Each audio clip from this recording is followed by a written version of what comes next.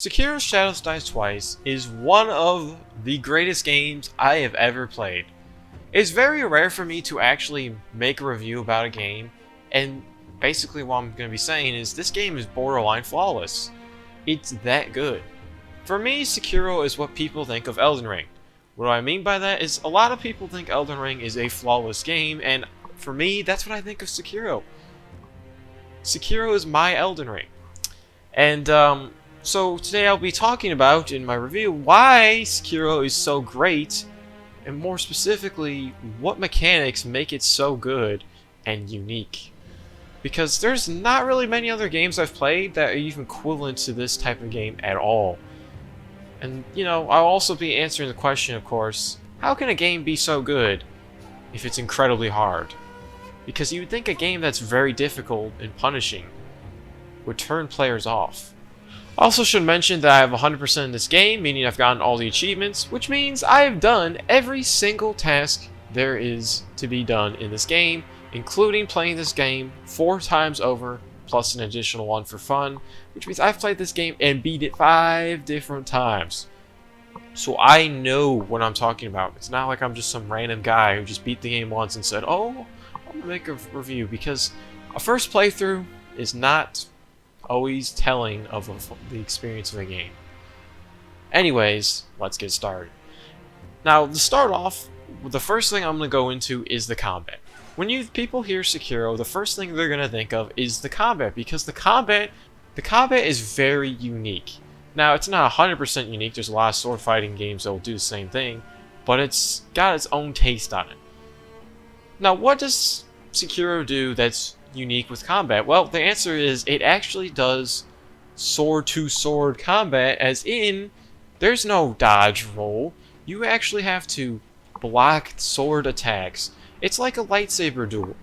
That's the best way to describe it, where the enemy is trying to like find an opening against you, and you have to block. It's almost like boxing, you can say, even too, where, you know, the enemy sees an opening, and you have to time it perfectly to block that hit, or else you're screwed. Or you have to avoid that hit, right? And then you have to do the same thing to the enemy, where you have to find an opening that they don't see. And vice versa, and it's fast-paced. I don't know if that's a great way to explain it. I'm just trying to make an analogy to explain why it's so good, because unlike other games FromSoftware has made, this actually feels intense.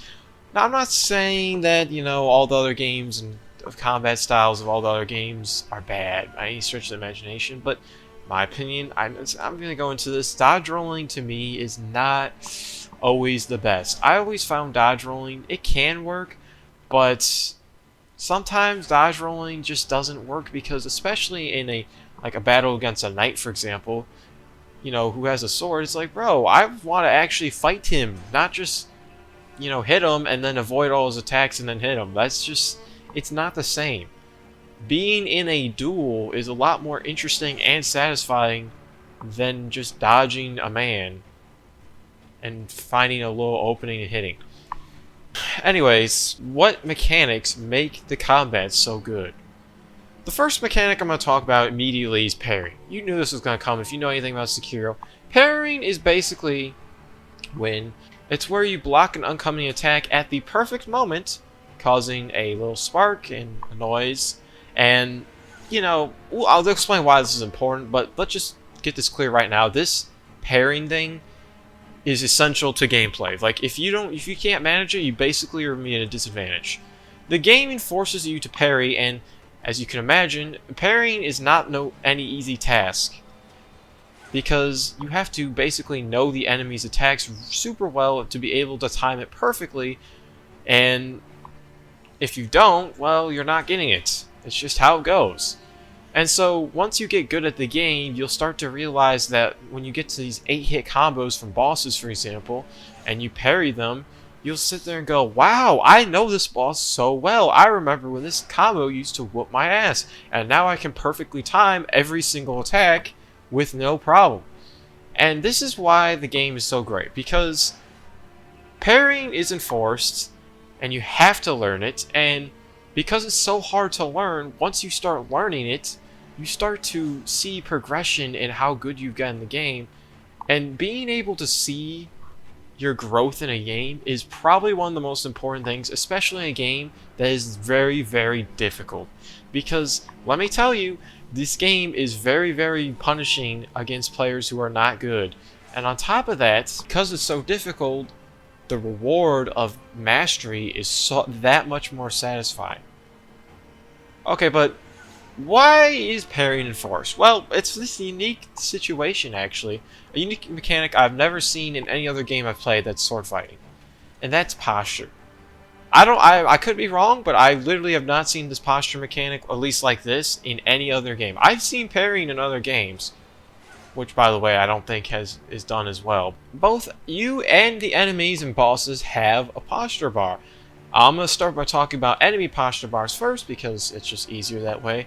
So basically, enemy posture bars are something that gets filled up when you parry attacks or hit the enemy. So, let's just say you're attacking and the boss throws out some sword swings and you parry every single swing, their posture is going to increase. When the posture bar increases to max, then you can get a death blow. A death blow would basically instantly just take out all the health that's on the health bar down to 0, and some bosses will have 2 death blows, meaning you have to go through all their health twice. So basically it's enforced to fill up their posture bar, because that means you can get a death blow faster than if you were to just try to take them out using, normal damage. And because of this is one way the parrying system is enforced. But it's also should be mentioned that sometimes posture bars can recover very quickly, because all postures can recover over time if you don't hit a boss, which not only enforces you to be aggressive and always be up close to the boss and not be a pussy and run away, but it also enforces the idea of actually getting the health low, because if you get the health lower on a boss, the posture bar will recover way slower, and you can fill up the posture bar faster.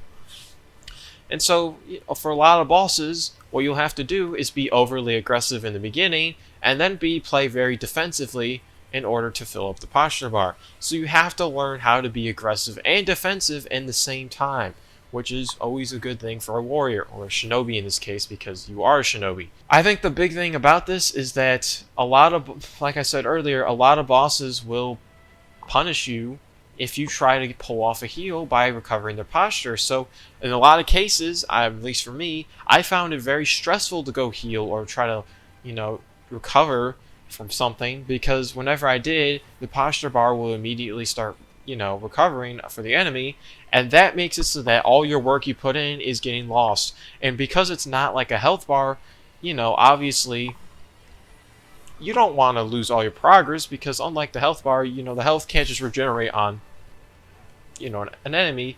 So, I guess you know what I'm saying. Basically, the game forces you to be up close and personal with the enemy at all times, which means you will make rash decisions even when you're on low health.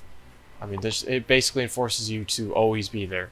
So what about your posture bar? Well, your posture bar adds another flair to the combat, and honestly, I think this part of the game, this posture bar on you, is probably the reason why this game is so unique and so much more difficult than it really needs to be. Basically, if your posture bar fills, you will fall, and you will most likely take damage. It's not always, but you will fall on the ground, and it will take a long time to get up, and a lot of bosses have unique attacks that will do incredible amounts of damage if you don't get moved fast enough. So basically, you don't want your posture bar to fill. But here's the unique thing. Here's what makes it special. The way your posture bar will fill is if you get hit or block an attack. So, you might be thinking, oh, so you just parry and you won't really gain posture, right? Wrong. You will gain posture even if you parry, which some people might not even notice. So how is parry being enforced? Well, if you parry, your posture bar will not fill up to 100% fillness. It will go to 99%. In other words, basically, if you don't parry an attack, you will fill up your posture bar. But the second you parry, you can't fill it up no matter how full it looks.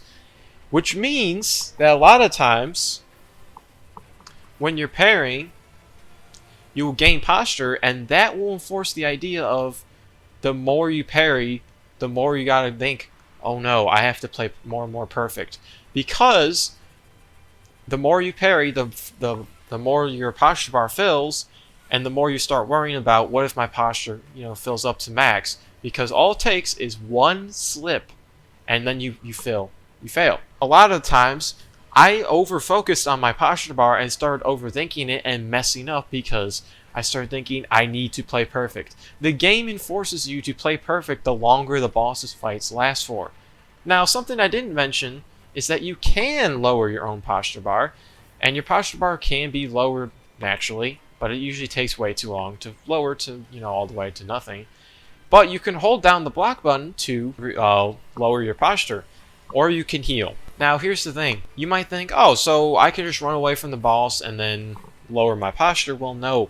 The game is brilliant in the sense that a lot of times when you walk away from a boss to recover your posture or to heal, not only is the boss recovering their posture pretty rapidly usually, but you usually get punished by this. A lot of the bosses, especially in smaller arenas, will lunge across the arena just to kill you with special attacks. And it's so devastating because a lot of times whenever I try to, I'm going to lower my posture, I always end up getting punished and losing.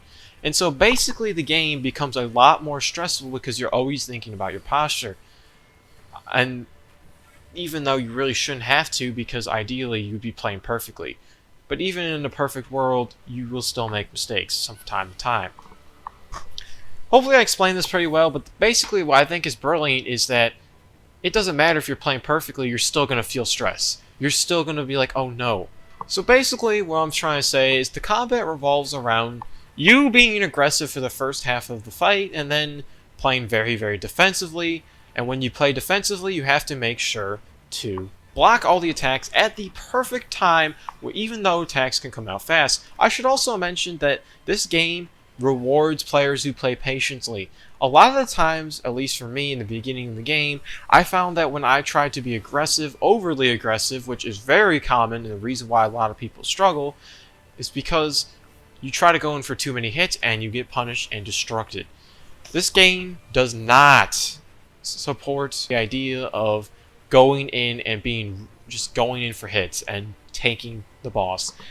See, the thing about Elden Ring or Dark Souls is you can definitely do that, and that's what I've gotten used to, right? You go in and you just tank the boss for a bit and just get a bunch of hits in, and then you go, oh, I'm gonna heal now, and that'll play normal. You can't do this in this game. You can't. You will die. There's no way you can do that. Yes, sometimes you can, but a lot of times, bosses especially do so much damage per hit, and also I should mention, from what I understand, a lot of attacks by bosses in particular seem to do percentage-based damage. Now, I'm not 100% sure if that's true, but it seems like no matter how much health I have, even when I upgrade it, it seems like I always take the same percentage of damage. It always feels that way. I don't know if that's actually true or not, but especially with like special moves, it definitely feels that way. I don't know if that's actually true or not. Another thing I should mention is with this game is because it's so difficult, you actually can revive, which is why it's called Sekiro Shadows Die Twice. Why did I say it like that? But anyways, so basically how it works is you can revive, and this is very unique, and a lot of people, including me, probably would think, oh, this is too OP on your first couple, minutes or hours of the game, until you realize, man, you need this. It's actually surprising how often you need to revive and still lose to battles. It's crazy, and I don't even know how they managed to make a game where reviving is not good enough. Like, that's a sign your game is really hard if you revive and you're still dying constantly. Also, I should mention that when you revive, it takes like 5 seconds to actually accept the revive button, which means the enemy can recover all their posture, which is devastating. And this is one of those things where it's like I said earlier, where you could be perfectly parrying the boss for like a minute and you're about to break their posture, and then boom, you mess up once because, oh, my posture bar is almost full. Boom, you miss a parry. Oh, I fell, I die. And then guess what? You lose all that progress because you have to wait for the animation to finish when you die to be able to revive. And then you go in and you realize, God damn it, I have to redo the entire posture bar. It's devastating. The amount of times that's happened to me is crazy, which means reviving is really not that OP. It just gives you another chance, but it doesn't, like, you know, make the game, like, super easy for you, or it doesn't, like, just, like, leave you off where you left off, which I think is huge. As for healing in this game, I do have a problem with it in the sense that they do give a lot of healing gourds. So, the max amount of healing gourds you can have is 9, but you usually won't find all of them until way later in the game, so you'll usually have like 3 to 5 for most of the game. And they don't heal for too much. I mean, it's like half health about, which, you know, is pretty fine. But with the combination of revive, sometimes having 9 healing gourds is kind of just diabolical.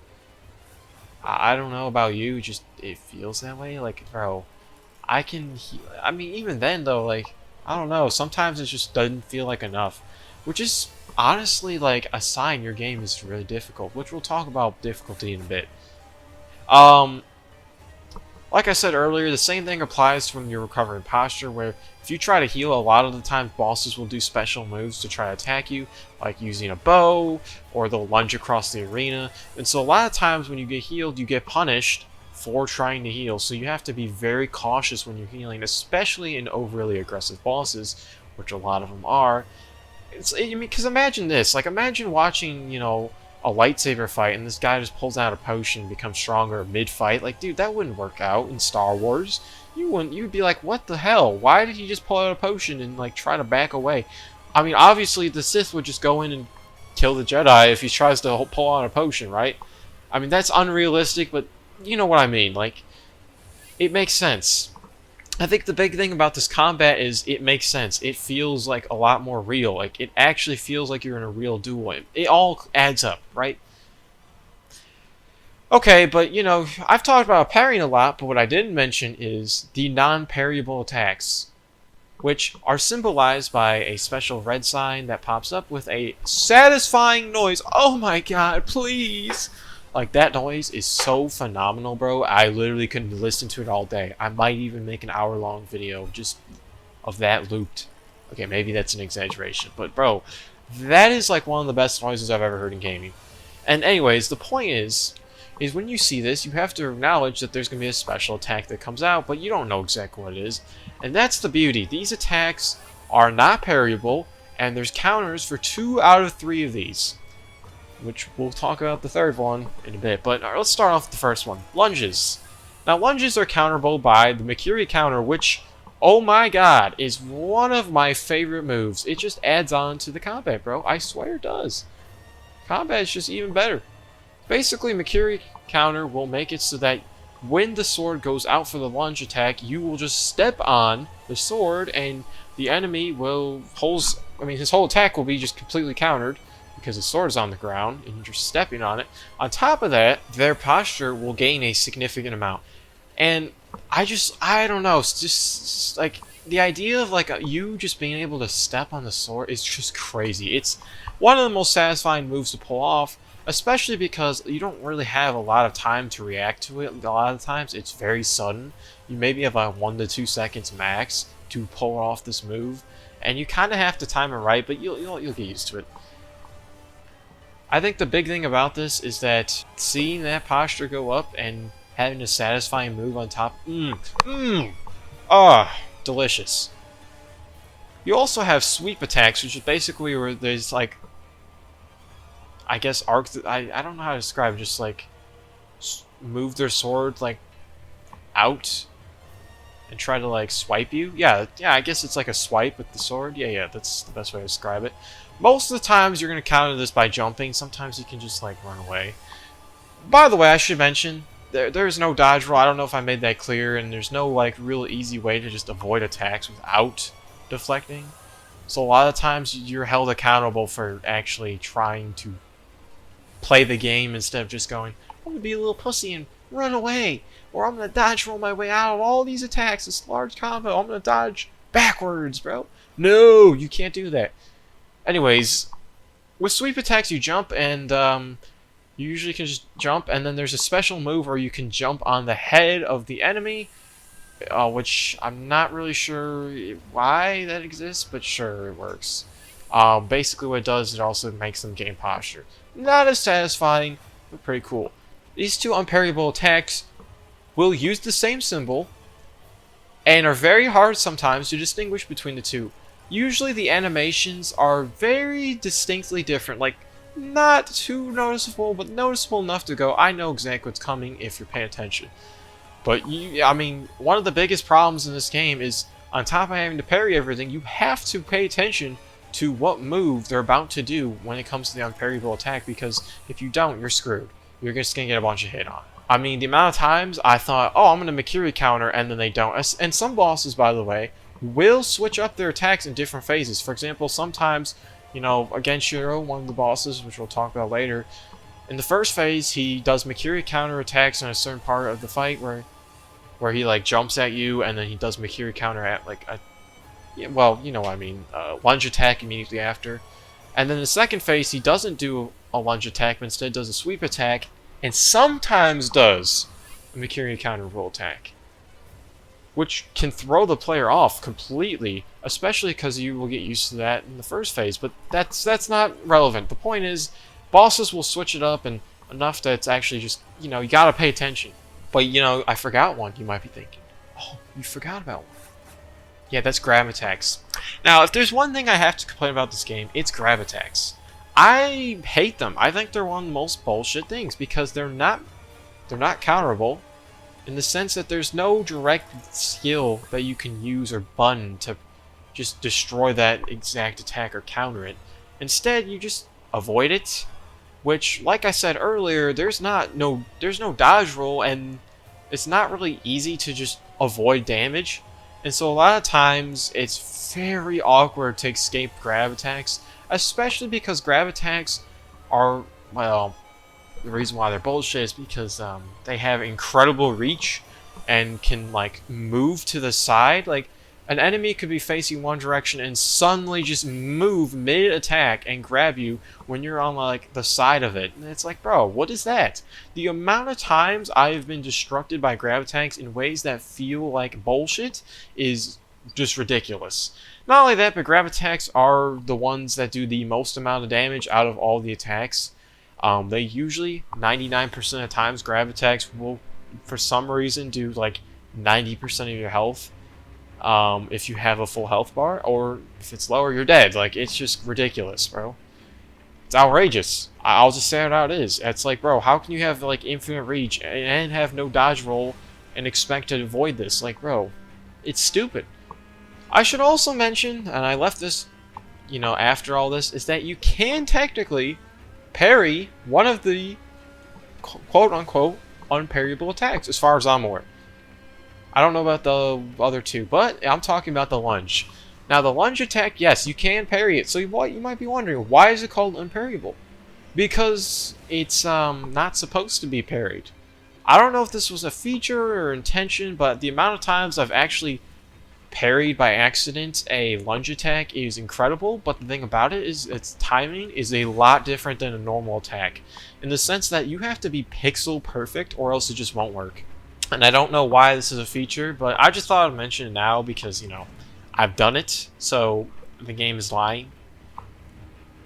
Anyways, let's talk about stealth. Okay, so stealth is a big part of this game because a lot of times you'll use stealth if you want to just avoid a lot of enemies, and you don't really want to have to fight them all, because I'm gonna be honest, in this game, fighting a ton of enemies at once is very, very frustrating, because this game does not work well with multiple enemies at you at once, considering you have to, most of the times you're focused on one at a time. It's just what the combat was designed for, one enemy at a time. The thing about stealth in this game is it's kind of OP, if I'm being completely honest. Like, it's very hard to get seen, and I think the best part about it is you can perform death blows on anything. Now, the major bosses you cannot do this on, like you can't just sneak up on a major boss, but mini bosses, you can sneak up on them and can perform stealth blows, which usually makes them significantly easier, and I mean, it's pretty cool. It rewards the player for being sneaky and trying to find ways to get around like all the enemies just to get to a mini boss. I don't know. I think it's not that bad. The other thing I should mention, last thing I'll probably talk about with combat, is status effects. The reason why I mention these is because status effects will come across, you know, the game. This is a classic thing in almost any combat game. You know, you got your fire status effects, your poison, whatnot. And basically how it works is if you get like attacked by like a special attack that gives you a status effect, you have a bar that'll appear, and once it fills up, you get that effect, and usually it lasts for like 30 seconds.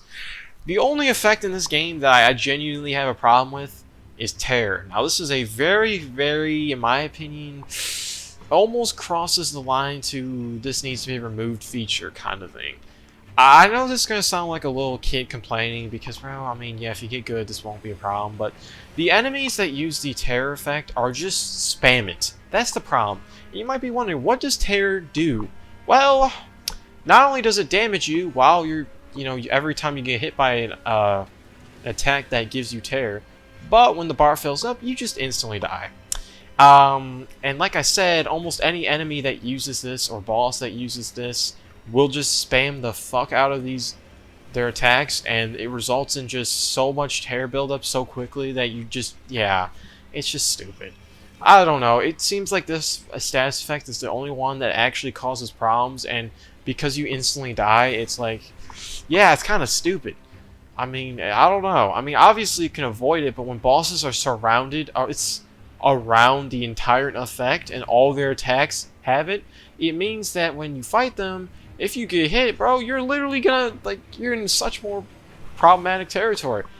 I mean, obviously there's items in the game that will counteract this, but bro, I don't want to have to rely on items just to fight a boss. And that's what you end up having to do with bosses that rely on Terror, by the way. There's not that many of them, and they're mini bosses, by the way, I shouldn't say bosses. But, I wanted to say, I don't like it. I don't like it at all. So I think that covers about everything for the combat section. I went into depth about some of the stuff and acted like you might not know about it all, because to be honest, I don't know who's watching this. I'm just going to say I don't know who's watching this. I don't know if this is an experienced player or not. But I also want to just explain them so that I can, have a better time explaining exactly what makes them genius, or ungenius in some cases. Anyways, let's talk about weapons and gear. Okay, so the first thing you probably think about weapons and gear is, wow, there's a lack of it. Oh, yes, there is. The first thing that you probably notice is, hey, this game only gives you one weapon, and that's it. There's no, I'm gonna swap weapons. No, you're stuck with a sword. You're stuck with a sword. There's no bows, and most importantly, there's no, I'm gonna grab a different katana. Nope. Now, this can be seen as a negative, but personally, I think it actually works well. For one, it means that there's no, I'm gonna get OP because I'm gonna switch weapons. One of the things I hated about, Elden Ring in particular, is that there's just so many OP weapons you could use. And yes, people argue, oh, well, you don't have to use them. Well, bro, if I'm struggling to a boss and I'm really, really struggling, I'm gonna use an OP weapon. It's just how it goes. When a game is linear like this and forces you to go down a path, it's a lot more satisfying because you have no other options besides getting good at a boss. If you're stuck, you just have to get good. And I appreciate it. Also, I should mention, it just goes along with the game well in the sense that, shinobis, from what I understand, is that the shinobi, way, and just, samurai and all those people, they always, were very attached to their swords and did everything to protect their swords and keep them. If that makes sense, it seems like that's a thing. I don't know if that's 100% true, but basically what I'm trying to say is these people would actually risk their lives for their sword. They cared about it that much. And so obviously having your main character actually just get rid of their sword for another sword would be completely ridiculous, because it would just defeat the purpose of, their whole culture. And, obviously this game is not realistic in the sense there's fantasy elements, but bro, obviously they're not going to just be like, oh, this guy's going to get another sword for fun. No, they're going to honor the sword. Obviously there's this thing called the prosthetic arm. Now, prosthetic arm, in my opinion, is balanced. Some people will say, oh, it's too OP, because some of the tools you can unlock are just crazy OP. For example, the firecracker, which can literally stun enemies for 2 to 5 seconds, somewhere around there. Especially big bosses like the gorilla boss, bro. That's OP. And you also have the umbrella, which can literally just block damage that comes after you, and you can hold it down for a long time. But the thing about it that I think makes it balanced is that there's a limit of how much times you can use it. In the sense that not only is there a limit because there's a limited amount of spirit emblems you can have in your life, you can only have 20, so, you know, obviously every time you use a tool it's going to be costing spirit emblems, and the OP ones usually cost more. So, you know, it's balanced in that sense. But also just the fact that spirit emblems are very inconvenient to get, and they're used for other things besides just the prosthetic tool. So, you know, a lot of times, if you're a heavy tool user, you're going to have to spend your precious money on your stupid little spirit emblems, or you're going to have to explore a lot. And I don't know. I mean, I think that's pretty balanced. Like, yeah, you're very limited in the supply of these spirit emblems, and you'd have to grind to get more if you use too much of the prosthetic tools. So I think it's pretty balanced. I don't know. Yeah, is there cheese with some of them, like the firecracker? Of course. Of course there's cheese. Like, yeah. I mean, heck, you can cheese some of the bosses with firecracker and make them a joke. Okay, sure. But, you know, it is what it is. I mean, you only have a limited amount of them, so it's not, like, broken. And combat arts exist, which basically is what you get from leveling up, I believe. Yeah, I'm sorry. I was confused for saying it. Yeah. So basically, this is like the leveling system of this game, where you level up and this is what you invest in to get, you know, good stuff. Except combat arts are kind of irrelevant. It's kind of sad because they should be good in theory, but they're not. Basically, what they are is just attacks, special moves you can do. It's basically a counterattack. That's the whole point. Special moves for a counterattack, which usually take too long to actually commit to because the wind-up for most of the animations are way too long. So they're kind of like just like, I mean, they can do some good damage and they can do some good posture damage, but like, I just never found a need for them, to be honest. And the worst part is they cost spirit emblems. I think all of them do. I'm not sure, but this basically means that, like, you know, you're using precious spirit emblems for a move that's alright and can be risky to pull off sometimes. I don't know if that's really, like, worth it. I don't see how it is, personally, but whatever.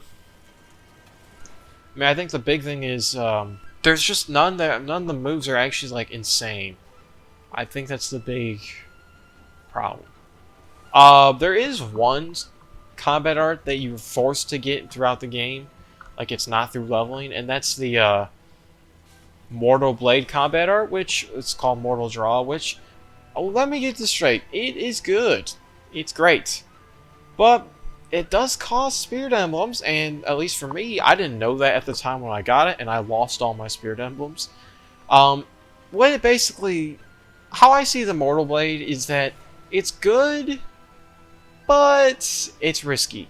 A lot of times when you pull it out, you have to be conscious of, hey, there's no way you can take damage, because the wind-up animation is just a little too long, in my opinion, in the sense of, like, it's balanced, don't get me wrong, but it's a little too long to, like, use for normal combat. Like, a lot of times you'll just get hit when you try to use it.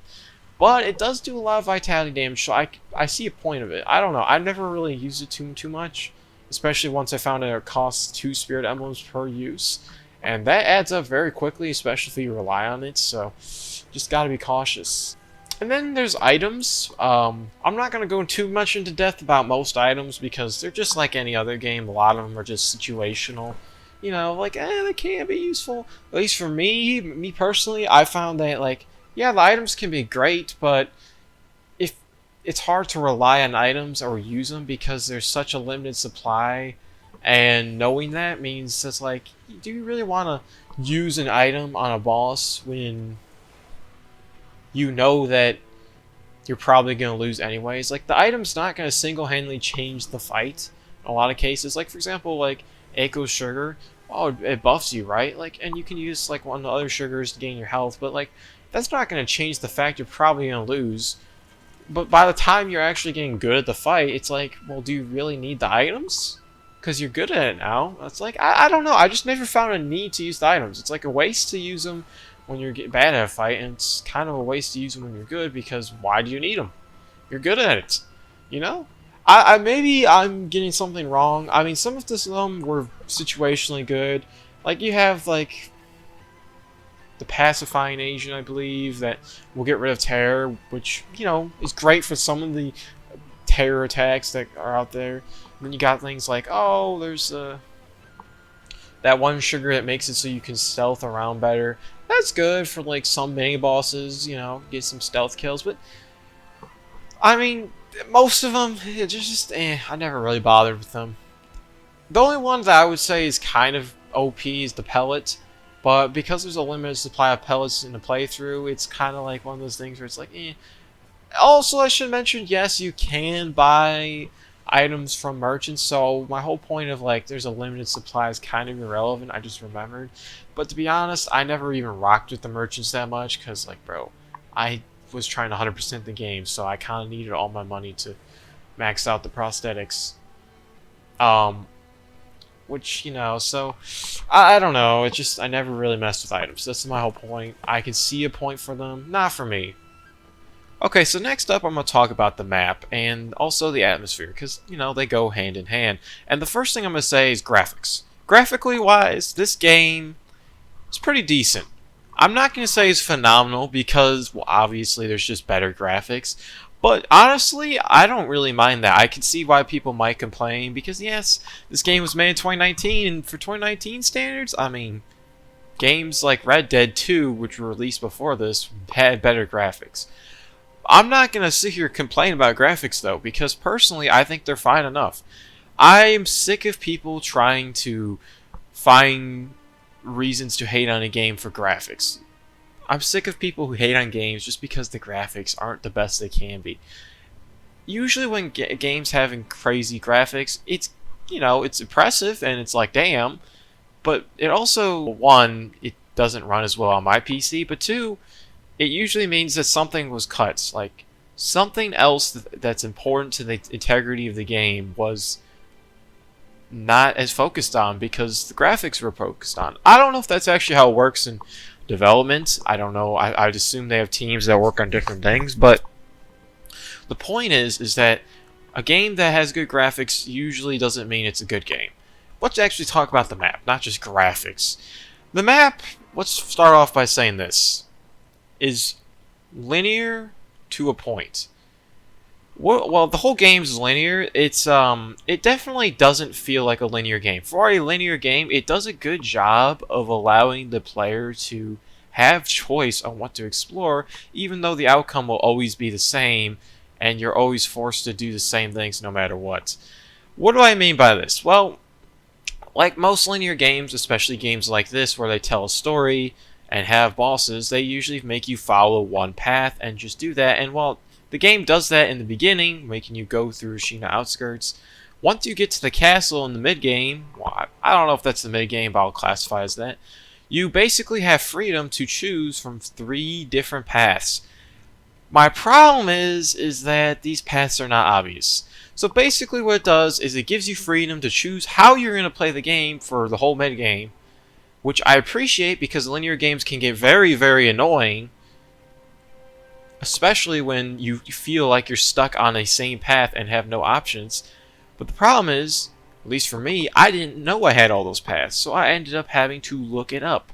Or you just have to read dialogue over and over and over until you understand what they're saying. Either way, it's not obvious. Now, maybe for some people it's obvious, but like I said, for my first playthrough, I found that I didn't even know that there was like a whole sunken valley area where, you know, all the monkeys are. I didn't know that was even a place. And the other two, I mean, the Mibu Village, I think it's, yeah, Mibu Village area, like, bro, that's kind of hard to find as well. And so it results in you kind of having to just stumble across them or knowing what's happening. And I don't really appreciate that in games. I don't like hand-holding.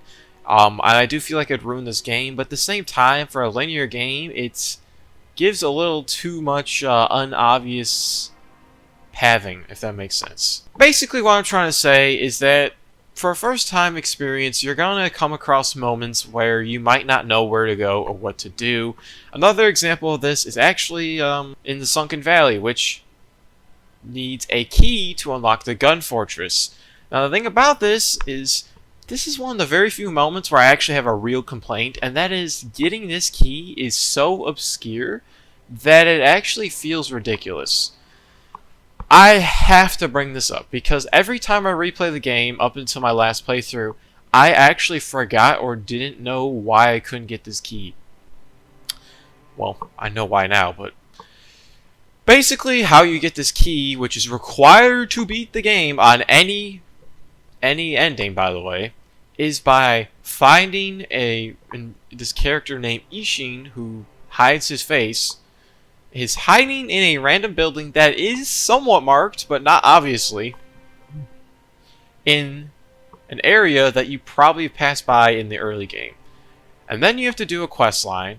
But the worst part is, okay, and I'm going to complain about this more in a second, is the dialogue.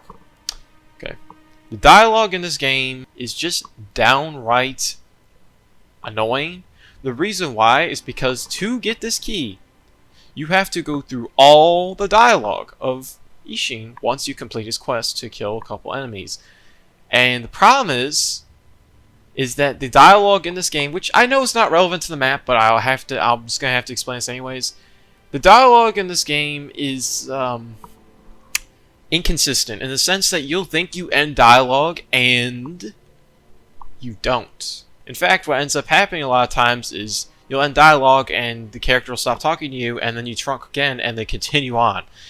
And the problem with this is a lot of times important information on what to do next, especially because it's a linear game, which means you have to follow what they're saying, is hidden because the player, or I mean me in my case, just doesn't know that the dialogue isn't over.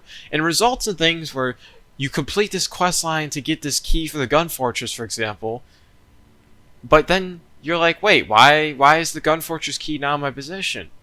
Wait, what? And then you think, what did I do wrong? And then you find out, oh, I have to go through 2 more different dialogues that end randomly cutting off the dialogue just to get the key. How are you supposed to know that? And this is not even just like a one-time situation. It happens all the time. To progress the game, you a lot of times have to sit through dialogue. By the way, I should talk about dialogue more in depth right now. I'm going to go into it because it's a big part of the map, or it's a big part of the game, okay? And there's not really a better place to talk about it than now. Dialogue in this game is boring as fuck. Okay, I said that very loudly, but that's because I'm passionate about this. It's one of the very few things in this game that I genuinely hate. I hate the dialogue. It's not usually cutscenes, which, you know, cutscenes are fine.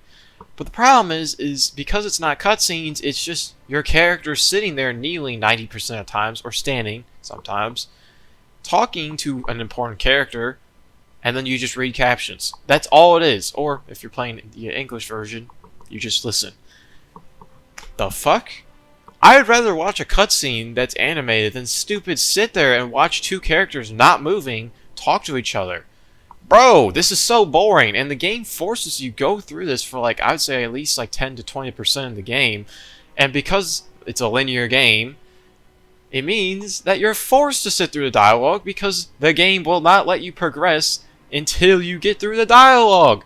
Bro, what are we doing? I don't know, I just found this outrageous. I know some people probably don't care at all, but it's just so boring, and it results in very, very boring experiences. Because sometimes you have to do dialogue for multiple minutes. Alright, let's talk about the map anyways. I got distracted. The thing this game does well with the map is variety.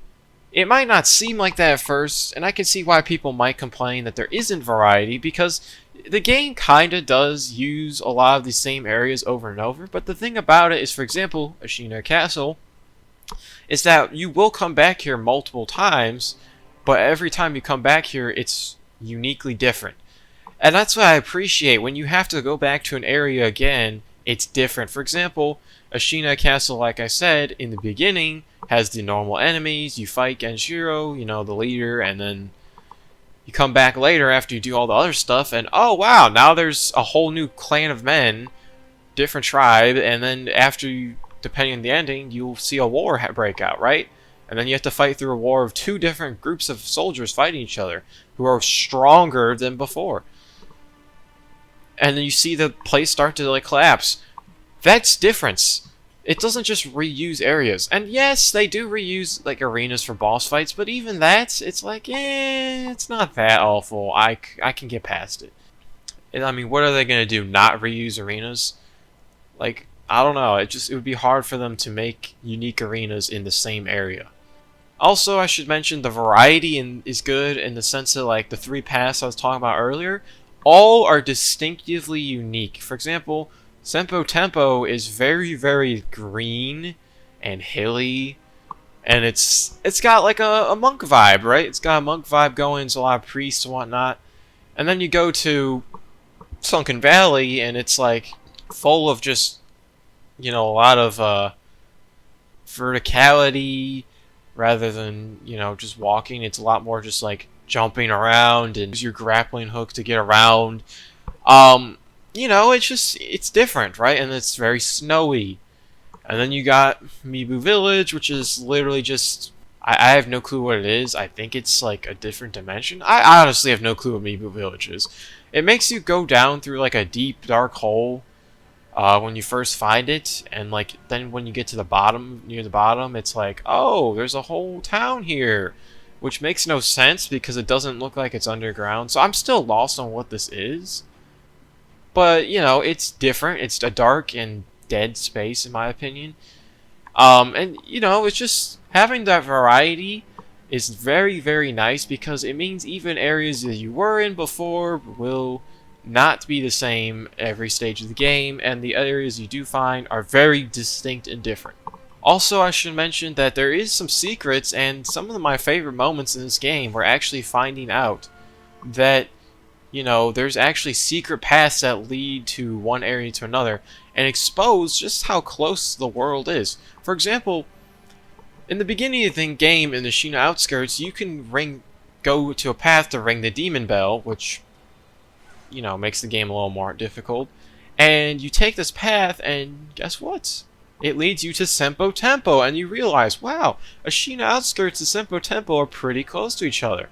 Or in Senpo Tempo, you could take a path, a secret little path that will lead you to Sunken Valley, and you'll be like, wow, they're pretty close to each other. That's crazy. And discovering these things make you realize, golly, the world that feels like everything is far apart is actually everything is linked up very close to each other, and it's very fascinating. Especially because there's secret paths that are, you know, something you'd have to go out of your way to do, especially if you want 100% the game. And so it feels like a cool discovery. Personally, I think the map is pretty solid. I'd say my only real complaint is that, yeah, it can be very hard to figure out where you're going to go next in a first playthrough. If you're going in blindly, I guarantee you'll probably be lost. And that's not a good thing. My first playthrough, I was lost a lot of the times on what to do next. Like, I was constantly, like, asking chat, well, where to go? Or, hey, I'm going to look up a video and see where these people go. And maybe that's just because I'm very lazy, and when I don't know what to do, I just look things up. And maybe I should have just kept going and trying, but either way, that's a problem. It's a problem. It's not a good thing. And the atmosphere, also I should mention, the atmosphere does, in a lot of cases, feel like a very alive place, and in cases like Ashina Castle, war-torn or war-ready places. Places that feel like, hey, this is dangerous, there's stuff going on. I mean, heck, later in the game, you'll see, like, fires breaking out in the castle. You'll see men fighting, and it just feels very alive, and I think that's a really cool thing. There's very few games I've played where I feel like, damn, there's actually stuff happening actively. I am witnessing a war. There's not many games I could say where that actually happens. Like, the game holds to the story, and the story affects the actual map, which leads to an atmosphere of, hey, this feels like I'm in a war-torn area. And the music, golly, the music is great. I'm not even kidding, like, bro, the music is some of the best music I've ever heard, and I don't know, it's just iconic now. To me, it's like when I listen to the music, I'm thinking, god damn, this is bringing me chills because of how nostalgic it is, even though I played the game only a couple months ago. My point is if the music is making me nostalgic and have chills because it's that good, that's a sign you made good music. And not everyone's going to agree with me on that case. I'm very understanding of that. But, I mean, I just have to talk about the opening theme. God damn. The opening theme, when you open the game, by the way, is just phenomenal. And there's no other place I'm going to really talk about music. So, I'll mention it, bro. That music literally makes me so happy, bro. It's, like, just incredible. Okay, anyways, that's enough of that. Alright, well, now it's time to talk about the bosses. This is the big boy topic, you could say. This is probably what's going to take up most of the video, because I'm going to go in depth into most of the bosses and mini-bosses that I think are important or relevant. So basically all the ones that are basically required to beat the game. I'll say this. Multiple of the bosses in these games are some of my favorite bosses of all time, as in they're that good that I actually think they're some of the best bosses in gaming in general. One of the bosses in this game is literally my favorite boss of all time. That's crazy to have that much. That means you're doing something right. And I don't want people to get this wrong. I am not going to be dick riding every single boss and saying, oh, so great, because there isn't great bosses in every corner of the road. It's impossible for them to do that. And there's some weak ones, and I will mention them, okay? Because there is. And I think the most important part is, you gotta remember, the reason why these bosses work in this game is because the combat and the bosses go hand in hand. That's going to be my main takeaway with a lot of these. Well, I'm not going to mention it that much, but that's the main takeaway you should take away. The combat and the bosses are designed to intertwine so it works out. And I feel like some games don't do that as well. Anyways, let's start. So Chained Org is the first mini-boss that is required in the game. And I hate to say it, but the reason why I'm talking about it is because it is arguably one of the worst ways to start out a game ever. I know Sekiro is known for being hard, so people who go into this game blindly or just knowing stuff might not realize, like, they're going against one of the worst mini-bosses of all time. Seriously though, what were they thinking? Because this game will almost make me quit the game. That's how horrible it is. For a new player, it is horrible. Now, let me start off by saying this. The Chained Orc is a beast. And a lot of the times in this game, you'll notice that whenever there's a beast fight, or like a fight where it's not sword to sword, I will tend to say that boss or mini-boss sucks. And there's a reason for that. And that's mainly because the combat doesn't really flow well with this stuff. So, at this point in the game, you basically just started. You're learning maybe how to parry. I don't think most players even can grasp parrying fully yet. Right? And you've learned, hey, you don't dodge attacks, right? So, the Chained Ogre comes around and what does he do? He uses grab attacks after grab attack. And, well, if I said earlier, the only real way to dodge grab attacks is to just outright try to dodge it.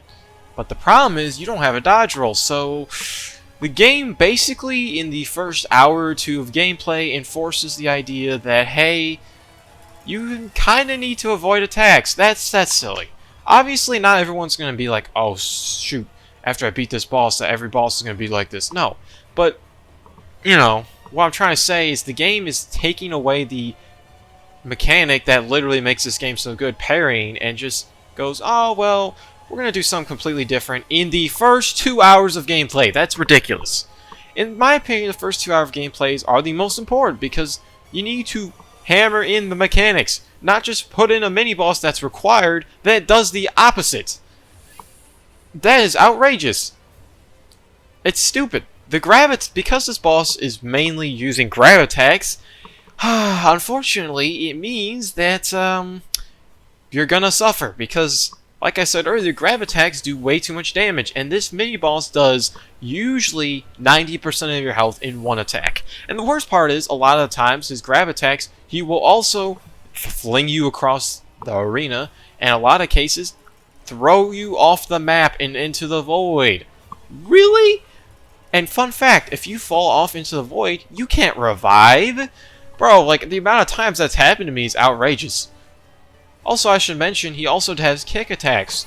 Like, there's no just blockable attacks, no parryable attacks in this fight. It's outrageous. I think the main problem with this boss fight is that most players are going to be like, oh, well, I need to get as much damage in as possible before I get hit. And that's the problem. They haven't been tested with, like, don't be greedy, because this mini-boss fight is actually really easy if you aren't greedy. And I guess you do learn how to not be greedy, but I mean, I don't know. The thing is the max amount of hits you can put in before an attack is 2.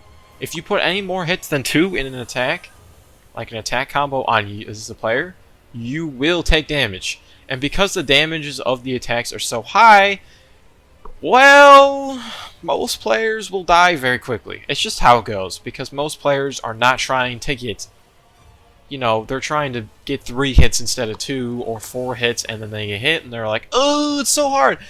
I'm not saying that the player is bad, by the way. I'm saying this boss fight is just trash. It's just in the worst place it could be. Most players are not going to have knowledge of this stuff. The worst part of this mini-boss, too, is that it has 2 death blows. And yes, you can get a sneak death blow in, a stealth one, but most players probably don't know that, because I didn't know that until a second playthrough. And that's with a stream going, with chat there. No one told me, bro. Like, it's just crazy. So yeah, this mini boss fight lasts too long. It forces things that you're not gonna really use for most of the other parts of the game, and worst of all, does too much damage. Gobio Uniwa, I think that's how you pronounce it. Gubio. The first boss of the game. Now, this is the first major boss that you're forced to fight. Actually, I don't even think there's any. Well, there is technically one other boss you can fight before this, but that's for later. This is the first actual boss fight you'll encounter up to this point, and what that means is everything up to before this was mini bosses, which were all the rest of them were forgettable, by the way, or just not mentioned. Not forgettable, just not important. This boss, I would say, is a good learning boss. It takes things very slow, and that means that you have a lot of room to recover, and most importantly, learn, which it does a good job of. Basically, he rides around a horse, which seems intimidating at first, but a lot of times he'll ride around, get a couple hits in, and then ride away, and that gives you a lot of room to heal or recover posture. I found that if you don't chase after him, it's actually better. So a lot of times you have to wait for him to come by, and then you get your parry. And most players probably won't parry perfectly, but the thing about it is he gives you time to recover, so it doesn't really matter. And so this boss fight, honestly, is not that hard. It's supposed to make you learn parrying, but personally, I mean, for my first playthrough, I did not do that at all. I was more of a, I'm just gonna go in when I can hit it and then run away. That was kind of my strategy. And I beat him still, and it's not really that hard. I don't know. It's not that exciting of a boss fight in my opinion. Things aren't that bad. He's just a learning boss, you know. If you try parrying, you're gonna get better at it if you fight this. I don't know. On repeat playthroughs, I mean, it's a fun boss fight, I guess, but it's not crazy. But you know what's not fun? My least favorite mini boss in the game, the Blazing Bowl. I don't know why, but on repeat playthroughs, I progressively got worse and worse and worse at this mini boss fight. And to the point now where it's actually my least favorite fight because of how annoying it is. The main problem with this boss is, unlike the last boss I talked about where the boss comes towards you, this boss runs in random directions. And sometimes it'll come towards you, but it usually won't. In an enclosed area. Basically, to sum up the Blazing Bowl, it's a mini-boss fight that where you're playing a game of tag. Except the boss can change direction at any point midway through running and just hit you. My main problem with him really is just chasing him around is very inconvenient. His locking onto him is very annoying, and most importantly, there's really no blockable attacks. He's basically a beast. I mean, you can block his horn attacks when he tries to hit you with his horns, but you take fire damage, and so it's not really encouraged. So what's encouraged is rather just chasing him around and being on his side constantly. I don't know, it's just, it's not hard necessarily, but like it's not fun and enjoyable remotely, and it can be very frustrating sometimes. Also, you could use the firecracker at this point, because you could actually in theory have a firecracker, but most people probably wouldn't have that, and if you do, well, guess what, you could abuse it. And I do that now when I play replay through my repeat playthroughs. Genshiro is next. Now, Genshiro is, yeah, it's a pretty big jump in difficulty. Genshiro, for me, was the boss fight that forced me to get good. I think a lot of players probably could agree. Now, depending on when you fight him, which, by the way, I should mention, there is, like I said, 3 paths, and at this point in the game, you could just ignore Genshiro and go to the 3 other paths and just completely fight him after all the other bosses from the 3 other paths. So I should mention that because it can definitely change your perspective on the fight. But either way, he's definitely a skill check. If you can beat him, you probably, at this point in the game, are pretty good. He's a parry check. That's the best way to describe him. At this point of the game, depending when you fight him, you either A, have not really gotten much parry experience, or you have plenty of it, and you're just going to breeze through him. For the players who don't have parrying experience or just combat experience in general, this boss fight will punish the player for not playing up to his tempo. And he plays overly aggressive compared to a lot of other bosses around this point in the game. It's I would say it's one of those fights where you're in a duel of fates, right? You're fighting the man who cut off your arms. So there's a lot at stake, right? You know, you're like, oh no, is he gonna kill me, bro? I gotta save my master, right? And you realize, goddamn, I'm underpowered. I'm not up to his point. That's what it feels like. When I fought him for the first time, I thought, damn, he's just stronger. Now, what does Genshiro do that makes this boss fight so good, by the way? Because, by the way, I forgot to mention, this is one of my favorite fights. It's really good. So, the first thing Genshiro does is, like I said, he plays aggressive, forcing you to kind of play on the defensive and follow his rhythm. And the thing is for most players, that's what they'll do. But, as you get better at the game, you'll slowly realize, oh my god, I can actually be overly aggressive to him. Because the boss fight at first seems like, god damn, he's just strong as hell. I mean, hell, he's pulling out a bow randomly and hitting me with 4 arrows in a row, right? But then you'll quickly learn as you get better at the game that a lot of times he leaves rooms for openings to just hit him several times. It's not even just once, several times. And that's why it's so fun to beat up on him, because having knowledge, especially later in the game, that you were getting beat up by him and coming back and just destroying him and just continuously hitting him, like, you probably are seeing gameplay of me right now and thinking, god damn, you're hitting him so much. It's because you can. But the thing about it is, for most players, they're just going to be playing defensively on the first playthrough, right? That's whatever. And if you try to be over-aggressive, especially as a newer player, you're going to be punished, because most of the times he will come in with attacks, and if you're not ready to parry it at the perfect time, which most players are not that skilled yet, to attack and then immediately parry, well, guess what? You're going to get hit. I think the thing about this boss fight is that the boss itself doesn't do too much damage, but he does have a lot of combos that can add up quickly, so mastering them is hard, but once you master them, you realize, god damn, I'm actually a god. That's basically what happens.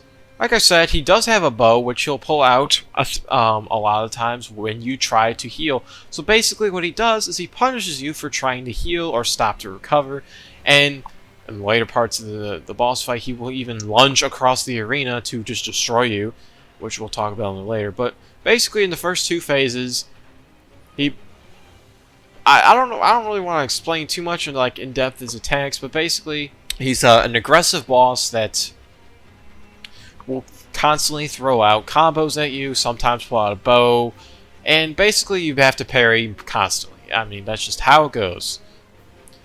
There's not really many changes from the first and second phase, which I think is good because if there was, the boss would be way harder. The first phase and second change, there are a couple changes. For example, and I like this by the way, is that in first phase when he jumps, he does a jump attack, and then he follows up with a lunge. And so for most players, you know, you'll just get used to muscle memory. I'm gonna Mercury counter every time he jumps up. Well, guess what? In second phase, he switches to sweep attack after his jump attack. Now, this might not sound like a big deal, but for me at least, it was huge because it forced me to pay attention to the boss fight. And I think things like this are just so cool because even on repeat playthroughs, because I did first phase so many times, muscle memory for me is to immediately Mercury counter every time he does a jump attack. And so when he does a sweep attack, it catches me off guard. Oh, but I forget to mention, in his second phase, he doesn't always do a sweep attack. Sometimes he'll do a Mercury counterable attack. That is where it's crazy. Because muscle memory will have you think, I need to Mercury counter, and then you can't, but then you'll get used to, in second phase, not Mercury countering, and then he pulls it out. Brilliant. It forces you to stay awake for the fight and actually pay attention. And even for someone who's actually good at this fight now, who can easily destroy him, it still like catches me off guard once in a while. It's crazy because muscle memory is a huge factor into what happens of getting good in bosses. Like you'll just get used to the attacks and start, you know, just knowing what to do. And so having things that can switch up in between phases is crazy. Now, this fight might not sound that fantastic, but there's a third phase. Now, by the way, I should mention, I have not described the boss fight that well because I'm struggling to describe it besides saying it's just a duel. I mean, that's the best way to describe it. Fighting against Jiro feels like a duel. I mean, that's literally what it is. Anyways, then you beat his 2 phases, and you think, wow, I just beat this man who cut off my arm at the beginning of the game. God damn, I'm the best man alive. And then, suddenly, he pulls an anime move and just becomes even stronger. And, I hate saying it, the third phase should be very hard in theory, but in reality, it's actually the easiest part. Now, the reason why is because of the lightning attack that's introduced, which is basically where he summons lightning and throws it at you. And what you do is you jump up in the air, catch the lightning, and reflect it back at him, and then he gets electrocuted and loses a lot of health and gains a lot of posture. And so, unfortunately, because he spams that attack of giving you lightning, it means that, unfortunately, he dies very quickly. But if you don't know how to parry lightning, this could be annoying. Also, I should mention, the idea of learning how to parry lightning in the third phase out of nowhere is kind of outrageous, considering for a lot of players, they will be like barely getting through first and second phase. They'll think, I beat the boss, and then they have to learn a new mechanic to beat the boss. That's kind of outrageous. But, you know, it's not the worst thing ever because, you know, it's not that hard of a mechanic to learn, to be honest. Anyways, if you don't Mercury counter lightning attacks, well, guess what? He's very, very aggressive. He's pulling out 8 move combos. He's pulling out lots of lunges. Bro, he's going crazy. He's jumping across the arena. And that means that trying to heal is very, very difficult. Like, you can tell he's on his, like, adrenaline rush. He's angry as fuck. That's what it feels like. He's just going out war. It's like watching an anime and the villain just, like, is like, you haven't seen my true power. And then just pulls out his just all-out insane moves. And like I said, it's kind of sad because the lightning move kind of makes it a joke, but even then, it's still pretty intense. And, you know, I found this part to be my favorite part because it's the most difficult, and because once you master the game, it's like, bro, coming back to this is crazy because it's so easy. I think the big thing that makes these fight fun is not the actual difficulty of learning the fight, but rather seeing your progress of learning how to getting good at this. And then coming back later in the game and just, like, on repeat playthroughs and destroying this boss. Because for most players, they will get demolished by this boss. I died to this boss over 50 times. Now I can come back to this boss every time, perfect parry every single attack, and easily beat the boss. No problem. It's like it's just so satisfying. This is why repeat playthroughs are so fun, by the way, because you can come back to bosses like this and just see, wow, I'm just a god now. A boss that's supposed to be hard is a joke.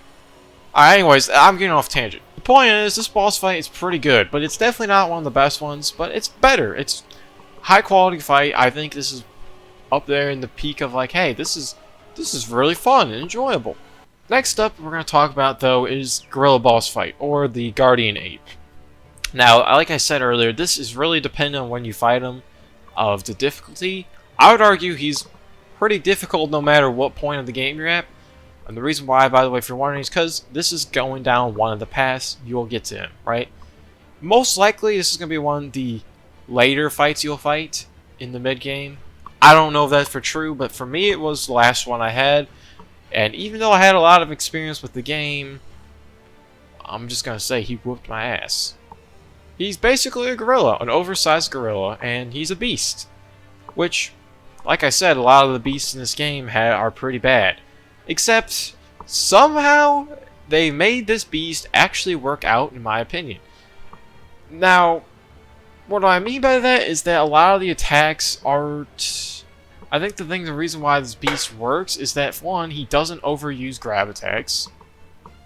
Two, a lot of his attacks aren't like running towards you, or or running away from you, forcing you to chase him. He's usually always near you. So a lot of the times it's like dodging like jump attacks that he's jumping towards you or lunging towards you, not grab attacks which have insane reach.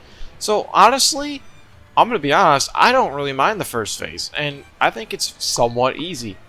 It depends on who you ask, but I think the main thing that makes this boss fight charming is that the boss feels like a crazy, like, animal who's just enraged, right? He's rolling around on the ground, he's flinging poop at you, he's leaping at you from, like, large distances, and it's all telegraphed well, too, which makes it very easy to avoid. I think that's the big thing, is that it's easy to avoid because it's telegraphed well. You know where attack is coming up if you understand the boss, and most of the times it's easy to avoid his attacks. There's no like, oh man, I wish I had a dodge roll. Like, it's just not really needed. I think this is one of the very rare cases where a beast actually works with the mechanics of the game, the movement of the game, which is honestly impressive. I'm kudos to them. I think this is great. Anyways, you beat this guy and you're thinking, damn, this is easy. And then... first try! Oh my god! I actually just first tried this boss. It's crazy. That was incredibly easy. Oh, never mind. Never mind. Never mind! I should not have spoke! Now has a sword and is carrying his head. Honestly, the second part of the fight is where the enjoyability skyrockets. And it just shows that even though you could have a good part of the fight without a sword, just sword on sword in this game works so well that it just outclasses literally everything about the first phase. It's just a joke. The second phase, I will admit, is not perfect by any stretch of the imagination, but he's very fucking aggressive, and I mean that. He swings his sword like a mad lad. Like, he's literally seems like he's like just angry as fuck. And he's swinging aggressively, and the way he attacks and lunges and whatnot is just incredibly aggressive. But parrying it, my god, I think this might be one of the most satisfying bosses to parry in the game. I hate to say it, but it is. Because you're parrying this large-ass sword that's coming at you at fast speeds. And it's just so incredible. Because you're like, damn, I can actually perfectly counter each attack. Which, by the way, most players won't. But once you start getting to that point, it's like, god damn, this is fun.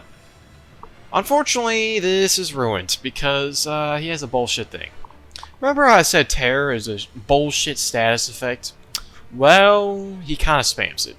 Basically what he does is his head starts roaring, which makes no sense considering it's decapitated, but whatever. And then the whole area around him, it just becomes full of terror, and if you're standing there, you will take damage and build up terror, which is not optimal. So obviously what this mechanic is, oh, get off of me. It's basically saying, hey, don't get used to being around me constantly. Problem is, he spams it so much that it gets so annoying because you might go in for like a sweet little, counter, a nice little combo, and then boom, pulls out the attack. You go in again, oh, he pulls it out again. What the bro, like he spams it. It's so annoying, bro. I mean, it's not even hard to avoid the damage. It's just annoying to have to run away from him constantly. It just ruins the pacing of the fight. That's the big thing. The pacing would be so much better if he didn't spam it. I think this fight, by the way, it's pretty solid, but I definitely wouldn't say it's great. And difficulty-wise, it is up there in difficulty. And for a long time, I used to dread fighting this boss. But once you actually learn it and like understand what is happening and get used to it, you will probably enjoy this fight a lot more than you'd think. I would say that. Alright, next up is the Corrupted Monk. The Corrupted Monk can be fought at, like I said, any of this point of the mid-game, and to be honest, on my first playthrough, it was brutal because I completely got ravaged by it. This boss fight to me was another skill check. Now, not everyone's going to agree with that, but it kind of is because he does attack somewhat fast with his attacks, and he does have some combos, which force you to parry well. I think the big thing about this fight, though, is that it's long. See, the gimmick with this fight is basically he has one death blow bar, except that his posture recovers insanely fast to the point where it's actually impossible to fill it up unless you put him down on health. Now, this point in the game is where you're supposed to abuse items. I think that's the mechanic, because if you don't, then it's kind of an annoying fight. Because it becomes an endurance test of how much you can parry, and that's the big issue I had with this fight. I didn't realize you could use items to, for example, Snap Seeds to lower the health because it's an illusion. Divine Confetti also does more damage. Things like that, I didn't really think about, so for me, I was just lost because this fight lasted so long that I was just like, damn, I'm losing because I just can't, I don't have enough endurance. Well, if you use items, this boss fight is pretty manageable in my opinion. Things like the firecracker also work, things like that. But you're supposed to put it down to 50% health before you actually try to make its posture go up, and by then it's realistic. But if you don't, well, good luck, because it takes forever to lower the health without items. Let me tell you, forever. And that's the main problem with this boss fight, is it takes way too long to actually get its vitality low enough to where the posture is manageable to deal with. I don't know, overall, it's not a bad boss fight. I actually find it really, really enjoyable to parry because it attacks super fast and has some crazy combos sometimes. For example, it swings the spear around in a circle 5 times in a row, very fast. That's fun to parry, I like that. But, it's not fun to sit in a boss fight for way too long because, oh, I'm going to make it super annoying to actually damage it. I don't know. It's not a horrible fight. So next up we have your father. Now this is depending on the end of the game you get, if you run to fight him or not. But personally, I'd imagine most players will probably get this fight because it's the better picking. I'm not going to spoil it, what to pick to get here. But basically, you're fighting your father. And the thing about it is he raised you, so he knows all the moves that you know because he taught you them. He's also a shinobi, so he has the same ideas as you. And so this duel is incredible. Honestly, it's up there with Duel Fates level in the sense of what I mean by that Duel Fates, I mean in Star Wars where you go Darth Maul versus Qui-Gon Jinn and Obi-Wan. It's it feels like that, where there's real weight behind what's happening. You're fighting your father. You're also going to stop him from being completely evil and taking over everything. He's corrupt, right? But he's strong. It's god damn. Anyways, because he's a shinobi, he definitely will have some cheap tricks, just like you will. For example, he'll throw shurikens at you. He'll counter your attacks. He can use firecrackers to just put some cheap damage on. He has a bomb that will make it so you can't heal. And he even has a powder that will make him disappear and hard to find. Things like this are gimmicky, but I like it because it feels goddamn, that's something you would do. I mean, heck, A lot of times when you use items in this game, you basically are that, an annoying nuisance to the enemy. So it's like, you're getting the perspective of what you're like to other players. I mean, other enemies. Owl is very, very, very goddamn aggressive and won't let off of you. Like, honestly, one of the most aggressive bosses in this game. And he will punish you for being aggressive. If you try to go in there and try to swing around and, oh, I'm going to try to get some sneaky damage. No, that's just not happening. But the thing about it is that you need to damage him. Like Corrupted Monk, basically his posture recovery is crazy fast until you put them down to about half vitality, or half health, I guess. And the way to do this is to find cheap ways to get damage, or in other words, find area openings. You might think, oh, there's not that many openings, but that can be. You just have to be careful, though, because what ends up happening for a lot of players, including me, is you'll think, I really need to get this damage in, and then you start making a mistake of just attacking. And you don't want to do that because he will punish you for it. Basically, you're forced to fight aggressively in a fight that rewards you for playing defensively, which is how you win, is by playing defensively. And I think the big thing about this also is that defensively, it's not easy. It's not like, oh, I'm going to play defensive, it's easy. No. I mean, he attacks really, really quickly, and most importantly, he has the moves, the cheap moves, which add stress. For example, the bomb, which makes it not heal, is probably one of the most stressful things I've experienced in this game, especially because a lot of times when it comes up, you're thinking, oh, I better not get hit now. And when you start thinking, I'm not gonna get hit, I can't afford to get hit, I can't afford to get hit, if I have to, I'm screwed. That's when you make the mistake.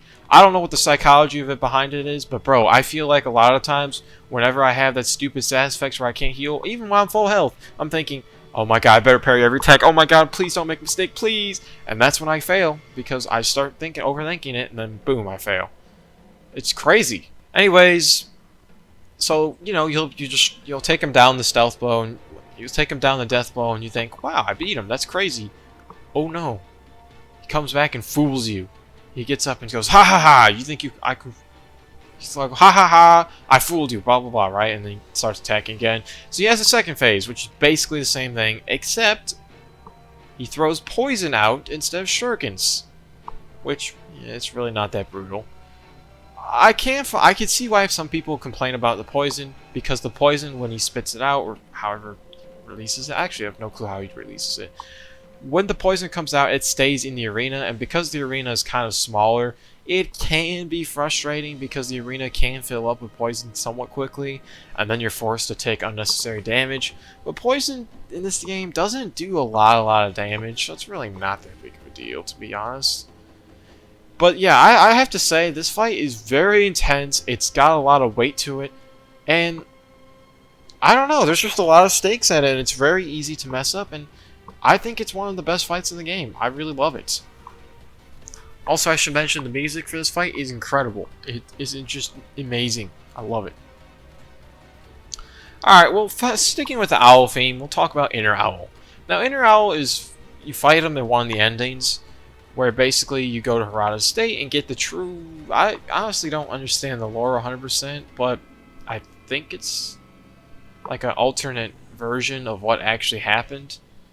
I don't really know. Now, Inner Owl is basically taking normal Owl, except making him harder. Now, people make this out like it's one of the hardest boss fights in the game, and personally, I don't agree with that. I just can't agree with it. Definitely, he's hard, don't get me wrong, and I would argue he's slightly harder than, you know, the main Owl, but not really. His attacks are pretty similar to what normal Owl is, except he's a lot more aggressive, and he has some new attacks that are kind of crazy.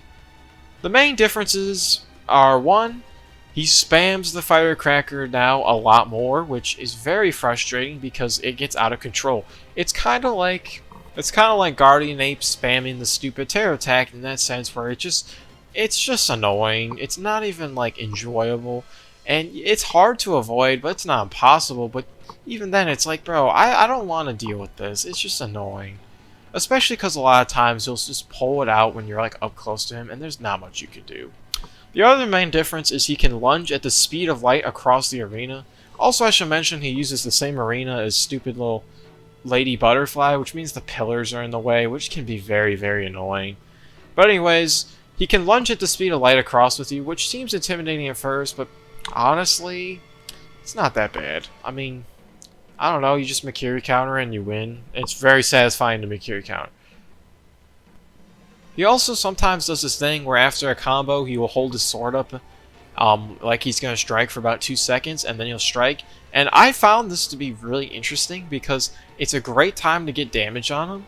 But also, if you try to damage him, you have to be careful because if you're too aggressive, he'll just swing and you won't be able to counter it. I thought I'd mention it because I found it very satisfying to get 2 hits in at the perfect moment and then perfectly parry it too. That was just a great feeling, and he does it constantly, so it's like, it's pretty cool. I mean, just like the normal owl fight, he does have really fast recovery of posture, so you do have to lower his health relatively low before you can actually get his posture full. So, just like before, you have to play kind of aggressively and find openings, except in this case, it's a little harder to find openings, especially because he's a lot more aggressive.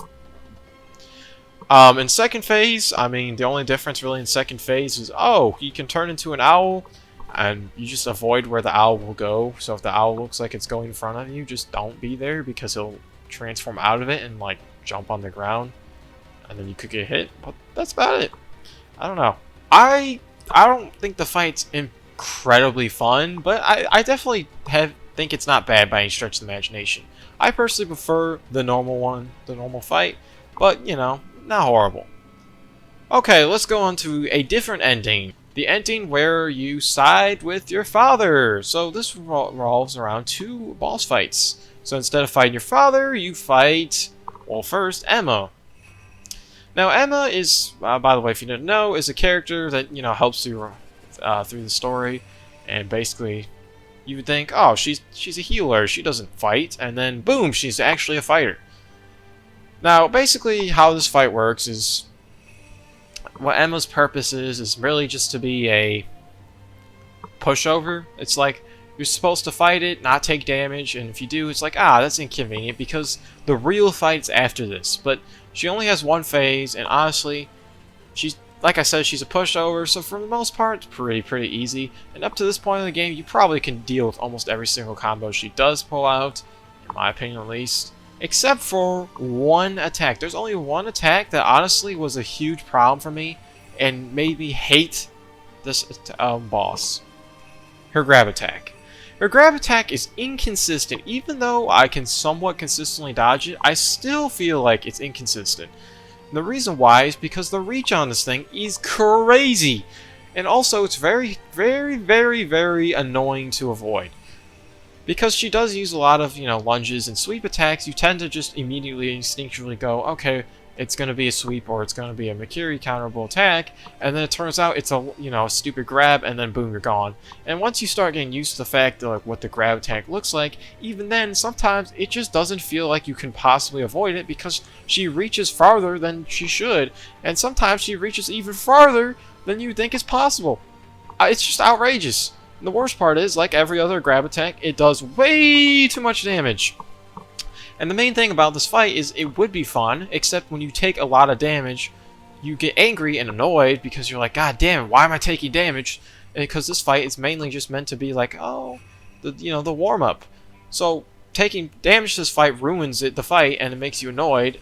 And it's like, bro, it's just, this fight could be good, but if it didn't have the grab attack and it didn't have the aspect that it's meant to be a pushover, it would be a good fight. It would, honestly. Okay, but what's the next boss fight after this that comes immediately after Emma, you might be wondering. It's Ishin. Now, this guy is the guy who is super strong and is known for basically being the most OP man in the world. Except he's very old now, so he's kind of weak. Now, Ishin is fought immediately after you beat Emma, which basically means that all the healing gourds or items you used are used in this fight. So you kind of have to save things. That's why I said Emma's supposed to be a pushover, because, you're not supposed to use things in that fight. The first phase of Ishin is basically a combination of Emma and Owl. I mean, that's the best way to describe it. He has all the unparryable attacks you can imagine, such as lunges, you know, the sweeps, the grabs. They're not that hard to dodge. And he has a mini combo which you'll spam a ton.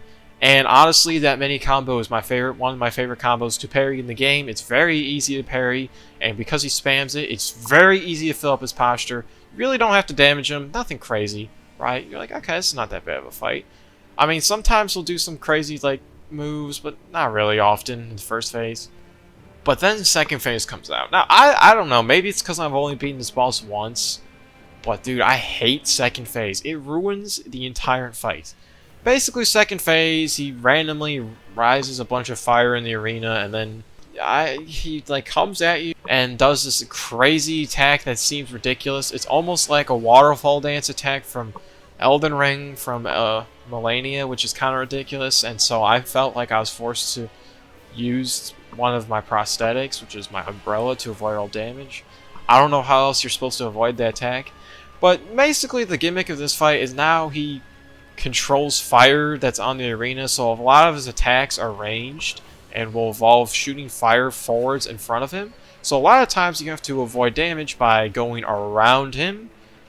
But you also have to be careful because some of his fire attacks also go to the side. It's just like, the fire thing is just so annoying because he just spams constant fire attacks no matter what distance you are from him.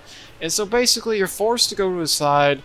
You never can approach from the front, and if you do, good luck, because you're probably going to get hit and demolished. I mean, that's the best way to describe it. I don't know why there's fire on the arena. I don't know why he can just summon fire. I mean, he's an old man, bro. Like, I don't know. I really can't tell you. I really can't. I have no clue what's happening. But yeah, that's my take on this fight. There's not much more to say. I think he's alright, but I don't think he's a phenomenal boss. I really don't think. He's kind of on the lower end. Okay, but the next boss we're going to talk about is for the last ending, the main ending most players will go for, which involves around going through Fountainhead Palace, which I'll talk about now, the boss is there. So basically, you got Corrupted Monk, the true Corrupted Monk. Now, this boss fight is one of my favorite boss fights of all time. It's up there. It's one of my favorite fights because it basically takes everything that the normal Corrupted Monk did and does it 10 times better. And first off, it has multiple phases. The health is reasonable to get down. The posture does not recover very, fast. It's just a fun fight. It's basically just normal Corrupted Monk, except it has multiple health bars. And then on the last phase, it pulls out, is a infested bug that shoots out Terror Spit, which can be annoying, but to be honest, it's not even that bad because it's just like a matter of just jumping to the side every time you see the attack, and because it gives like a warning when it throws it out, who cares? I mean, honestly, I love fighting. There's not much else to say. It's basically Corrupted Monk. It's just better. I don't know why Corrupted Monk exists. I guess it's just a warm-up to like get you ready for this. I don't know. Anyways, then you also have... Okay, but now I got through all that, let's talk about it. Ishin the Sword Saint. The final boss of the game. The real final boss. The best, by the way, this is the best boss fight of all time. There's so many reasons why I think this is the best boss fight of all time. Now, let's start off with the first phase. The first phase is actually Genshiro. And at this point, Genshiro is using the same things he used at third phase of his original fight, except he doesn't have lightning attack, but he also has the Mortal Blade now, which can do incredible amounts of damage, but is easy to avoid because you can just run around it. Now, anyways, Genshiro is a pushover, and that's the best part of this fight, in my opinion. One of the best parts is that you're fighting Genshiro, and it's easy. When you struggled with him before, it's like, god damn, it's so hard, and now you're making it look super easy. And I mean, I think that's crazy because it shows how far you've come. And then you go, and then you beat him, and you think, oh, there's not much left. Woo! I'm assuming there's a second phase. Oh, no, no, no, no, no, no, no, no. I have a bad feeling about this, but I also have a good feeling. No, no, no, no! No, no, no, no, no, no. I have a bad feeling. Okay, yeah, this... Oh, what the... No, no, no. No, we're not doing this. No, we're not doing this. No, no, no, no, no.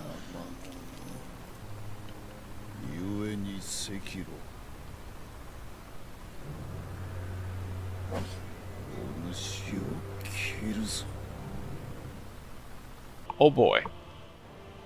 He pulls out Prime Ishin. Now, if you know anything about the story, this is why the fight is so good, is because the story is incredible up to this point.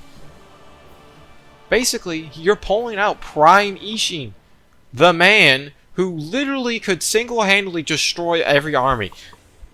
And you are going against him now. Oh my god, you're screwed.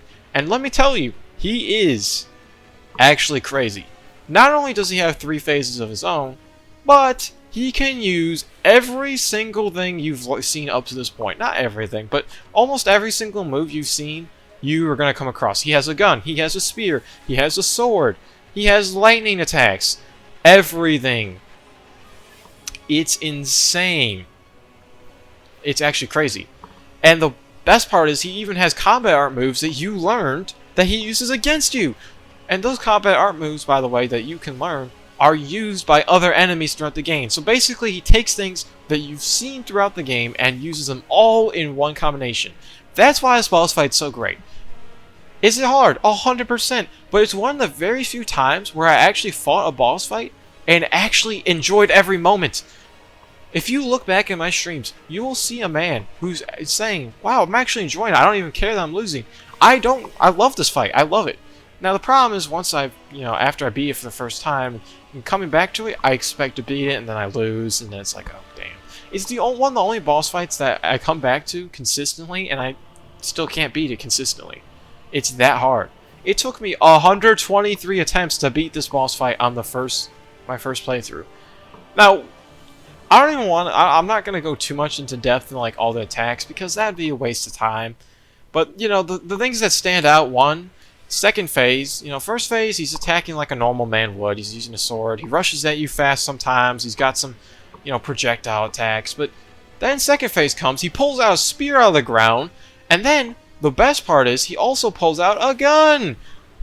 And he can use all 3 of them. Bro, like, it's crazy, bro. That's like, second phase is crazy, bro. That's what makes the fight so hard. Because then he's like, sometimes he'll go in for like 7-hit combos with the spear and the sword at the same time, and then after that he'll pull out a gun. It's like, bro, oh my, holy shit! And the best part is that remember how I talked earlier about Kenshiro, where he switches up between like having a Mercury counterable attack and a sweep, like a move. This guy does the same thing, in the sense that with the spear, most of the times he'll go in for a nice little lunge, right? Until you get used to that, and then boom. He switches up sometimes to a sweep, and it gets me every time. Oh man. It's like, there's not even that much parrying involved in this fight. It's a lot of just like, well, I shouldn't say that. This fight it's not even just the satisfaction of parrying attacks.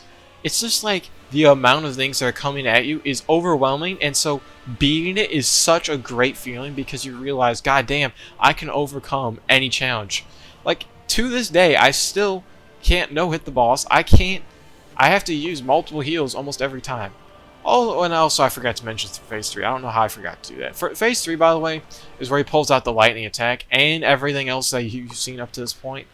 And so, yes, Phase 3 is kind of a joke in the sense that, like, it's a little too easy. But that depends on how much he uses the lightning attack or not. Sometimes he will just not use it at all, and then you have to actually just continue on with the hardest part of the fight. And other times he just spams it and then you win easily. I think the best part of this fight, by the way, is the ending. This is why it's one of the greatest boss fights, because it ends so perfectly. Prime Ishin is telling you, good job, when you kill him. Oh my god, I beat him! Oh my god, no way, I beat him! I beat him!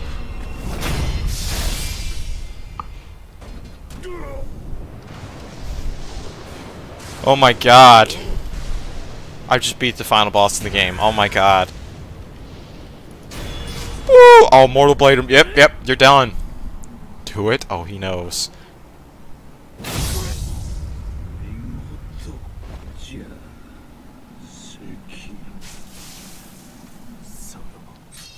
He lets you kill him.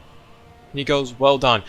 Having the man who literally was the most OP man that walked the planet, who knows so much, tell you, good job, and it's just an insane feeling.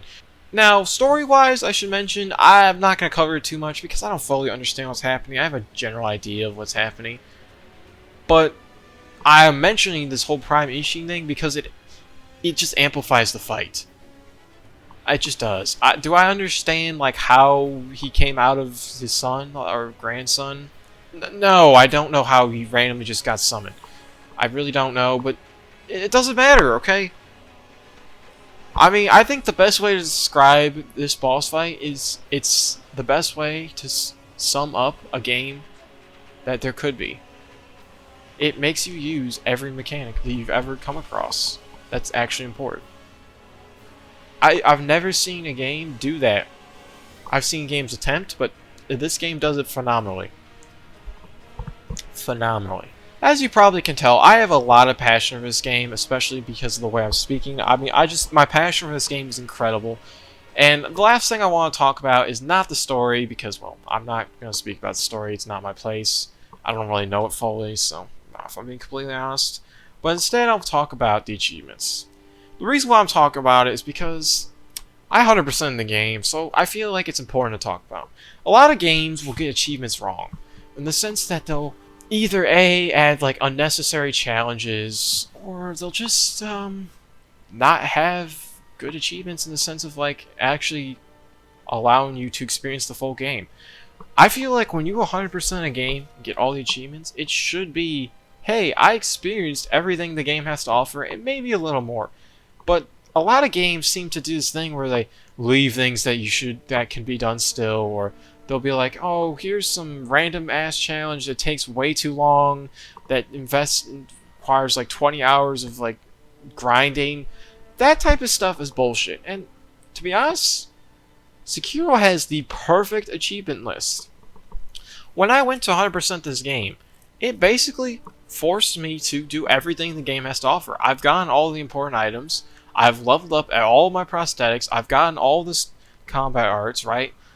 I've killed every single boss, got all the endings. The only thing I didn't do is I haven't killed one mini-boss, the Headless, because it's not required. Which, you could argue, yeah, that's kind of...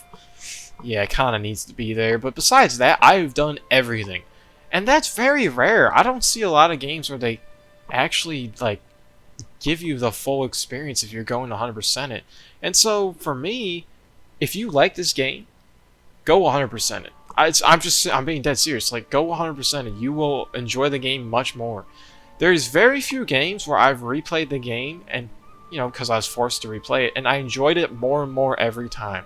And the reason why is because I'm getting better every single time I play the game. And, well, when I replay it, I'm getting better, and when you get better, it just becomes more satisfying. I think that's the big thing. Replaying the game actually works. It's very rare for a linear game to actually have fun replayability, but because I'm seeing myself get better and I'm demolishing the bosses easier and easier, it's crazy. Also, I should mention that, like, the fact that you can just replay any boss fight you want to at any idol is insane to me. That is a great mechanic that I don't know why I have not seen it in the game like Elden Ring, for example. Where is it in Elden Ring? Because, goddamn, I like the idea of not having to replay the game just to fight a boss fight that I really enjoyed. Instead, I can go and log into the game for like 20 minutes and fight like a couple of my favorite boss fights and leave and be satisfied. I don't have to replay the game. That's like, oh my god, who thought of that? That's incredible. It's genuinely incredible. There are things I will have missed when I'm reviewing this game, and I will acknowledge that. Yes, I probably missed some things that could be said. For example, I missed the story. Probably I missed some bosses. For example, I didn't talk about Demon Hatred. It's just, I don't want to make this too long, and I don't think they're incredibly important to the full experience of the game. Overall, I think the game has some weak points, but for the most part, it is pretty good, and after a first playthrough, all those weak points go away anyways.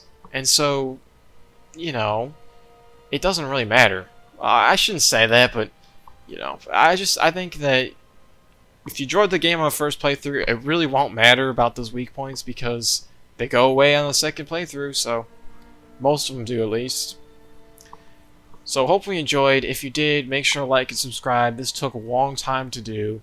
Um, I'm live on Twitch. I play games similar to this currently. I'm playing Ghost of Tsushima as I'm recording this.